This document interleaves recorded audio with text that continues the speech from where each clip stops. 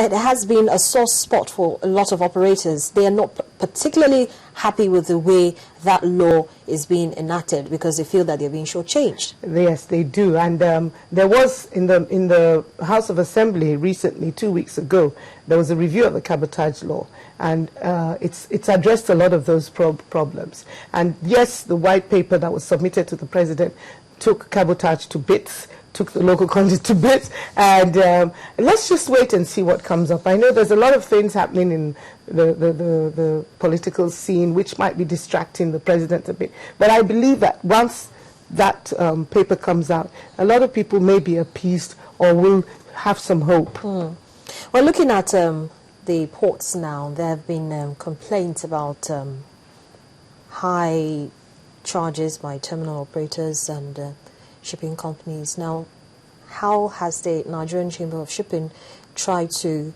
meet these people on a level that doesn't seem as if they're trying to be antagonistic? Instead, they're trying to encourage the growth of these operators. We can't really do much where there's no law.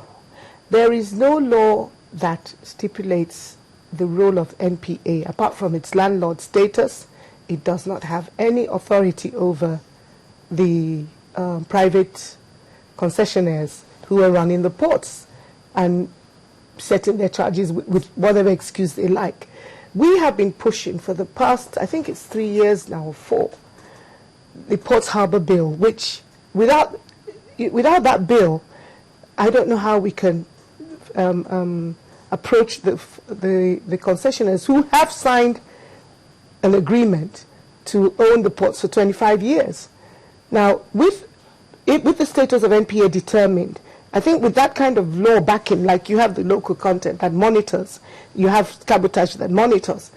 Without that bill, I'm not sure we can actually go, we can talk to them, we have addressed, but they come up with extremely very, very real issues, they claim, their own issues, and why it has to be like this. It's just taking advantage of a situation where there's no law protecting you. Was this brought up at the retreat the president had with maritime operators? And so, Oh. what was the result of it? Well, the recommendation, which is actually in the National Assembly, this Ports Harbour Bill has got to be harmonized and passed. It's been drawn up, it's been debated, it's been talked about, but it's there. I don't know what it is that's holding it up, but there's a limit to what you can do. You know, for example, I'm just going a bit off tangent, but piracy. NIMASA is doing a lot to curb piracy. Although a lot of what they're saying about the Nigerian Gulf of Guinea is a bit overblown, NIMASA is doing a lot of work, but NIMASA cannot prosecute. So what's the point of me catching you stealing and then letting you go? Because I don't have the power to prosecute.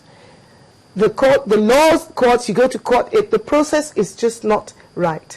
So if the NPA is given a law that is backing it to make sure that what is happening at the ports is controlled by NPA or is monitored by NPA, maybe there might be some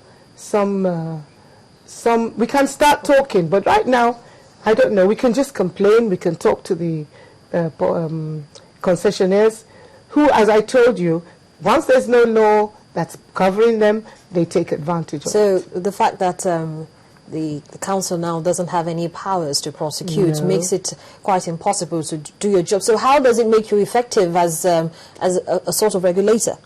You mean, we are not regulators. The Chamber of Shipping is not a regulator. We are an advocacy platform. So, yes, as an advocacy platform. What we do is just keep exposing the truth.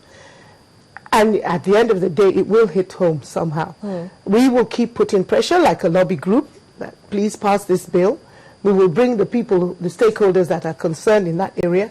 They will put across their paper. We will take it along. But what we try our best to do is not to be confrontational. We don't like that approach. We never have. We want to be, we dialogue, we talk. There's always, it's better results. If it's slower, longer, but we do achieve a more permanent result from that angle. So now, if you do think Nigeria has a potential to become a hub of shipping activities in the West African sub-region? Definitely. That's why I'm there.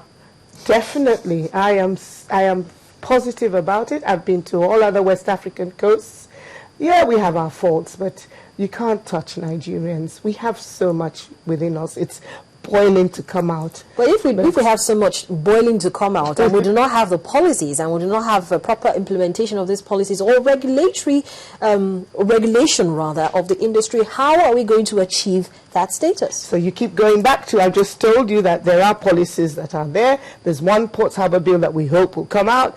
There's the cabotage. There's the act giving NIMASA the legal grounds to run safety and administration. There is the government white paper, which we're waiting for the implementation, the presidential implementation. So there is hope. I focus and I just keep my eyes on the ball. So you're hopeful in the short to medium, or the medium to long term, that this will come to fruition? Medium to long term, not short.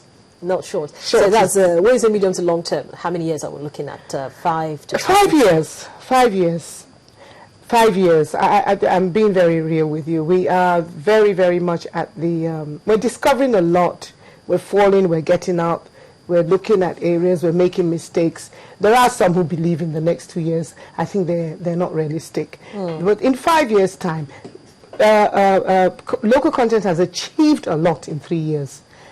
Also, the drivers, the people in the driving seat, it's important as well. That was part of what we mentioned in our white paper. You must put the right square pegs in square holes, round pegs in round holes. That's what we are praying. That will make a big difference. So we expect to see new business models developing anytime soon? Yes, I'm sure. They're already developing. People are coming. And you'll be amazed how much interest Nigerians in this area, in the diaspora, are showing. Because they see what we don't see. Why do you think foreigners keep wanting to come here? We're always, my box email is full of people interested in coming. There's letters. There's something they see we don't see, and I'm making sure we see it, so that we don't lose out. So hopefully we stop the capital flights that we're experiencing in the sectors. Yeah, that's a very sad situation, but now I think the oil theft has taken over from maritime capital flight. But these are all, I believe, things like this have phases. If you bring our parents back, they will tell you issues that were so crucial at that time that they thought this is the end of Nigeria. So I'm optimistic and believe that we are heading in the right direction. Well, thank you so much, Ife, for joining us on the program this morning. Thank you very much. Well, I've been speaking with the Director General, Nigerian Chamber of Shipping, Ife Anazonwu Akerele, and we've been taking a look at the oil and gas industry vis-a-vis with, of course, the maritime industry, and how these two industries have been meeting local content development. Well, that's the program for today. Thank you so much for watching. I'm Harriet Agbeni. Enjoy your weekend.